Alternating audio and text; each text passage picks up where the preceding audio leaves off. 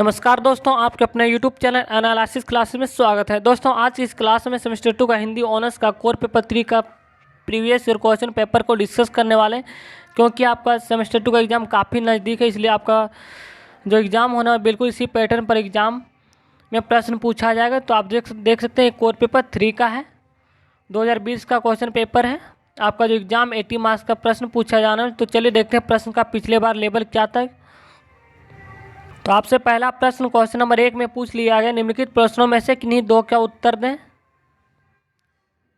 आप देख सकते हैं प्रत्येक प्रश्न आपका 20 नंबर का रहने वाला है। आपको इनमें से दो ही प्रश्न को सॉल्व करना है, 20-20 नंबर का है।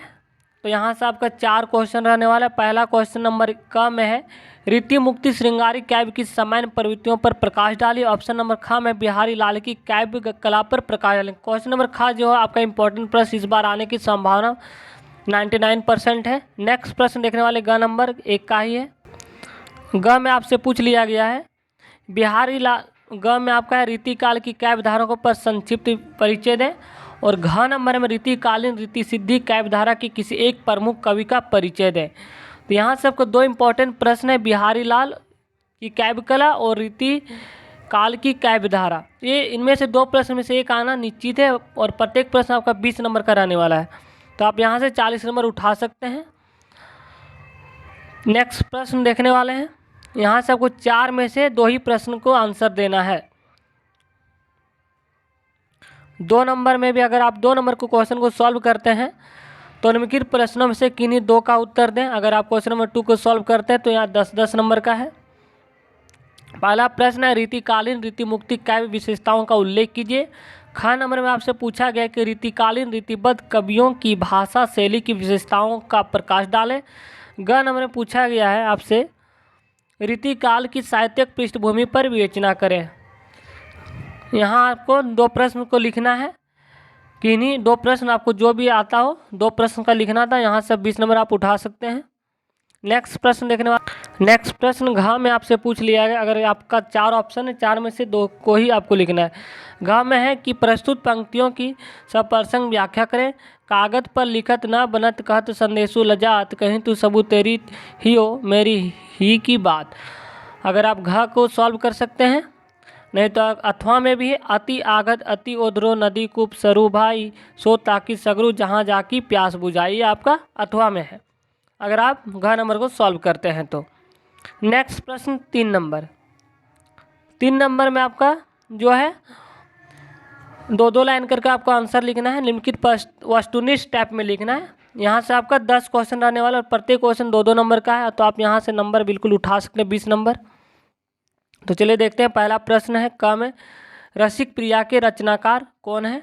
इसका आपका ऑप्शन दिया होगा, वस्तुनिष्ठ प्रश्न है, देख सकते हैं। क्वेश्चन नंबर 3 है, निम्नलिखित वस्तुनिष्ठ प्रश्नों के उत्तर दें। अगर क्वेश्चन नंबर आप 3 को सॉल्व करते हैं तो प्रत्येक प्रश्न 2-2 नंबर का रहने वाला ऑब्जेक्टिव है। यहाँ से आप 10 नंबर बिल्कुल आसानी से उठा सकते हैं इस बार भी।